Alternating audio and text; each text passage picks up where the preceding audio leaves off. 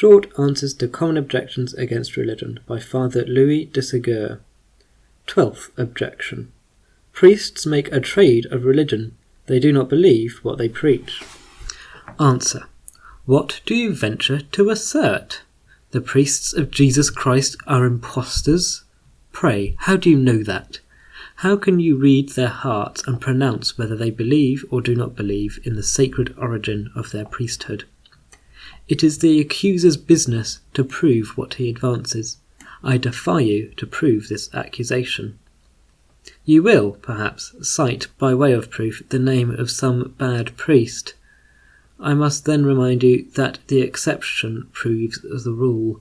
A wicked, unbelieving priest would not be so much the subject of comment if the great majority were not so holy, pure, and venerable. A spot of ink is seen with extraordinary distinctness on a pure white robe. It would be hardly perceptible if the robe were black or soiled. So it is with the Catholic priesthood, to whom impiety thus pays an involuntary homage. That there are bad priests is not a strange thing. Remember, there was a Judas among the 12 apostles.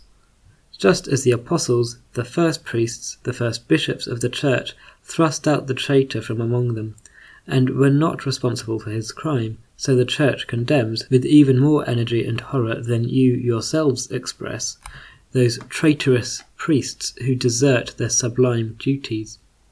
She first endeavours to bring them back into the right way by gentleness and pardon. Priests, as well as other men, have a right to mercy, but the irreclaimable, those who preserve in the bad road, she cuts off from her communion and strikes them with her anathemas. Priests are impostors, and what interest have they, then, in hearing your confessions, reproving you for your vices, preaching to you, catechizing your children, feeding the poor, giving to this one good advice, to that one consolation, to another bread? Would it be possible to curtail by a farthing their slender revenues, and the still more slender nature of their occasional fees, if they kept silence about the irregularities and excesses of their parishioners, if they admitted any or every person to the sacraments, without giving themselves the trouble of examining the state of their conscience, or if they were to abridge their catechizing, etc.? What worldly interest have they, then, in fulfilling well their ministry? No, no.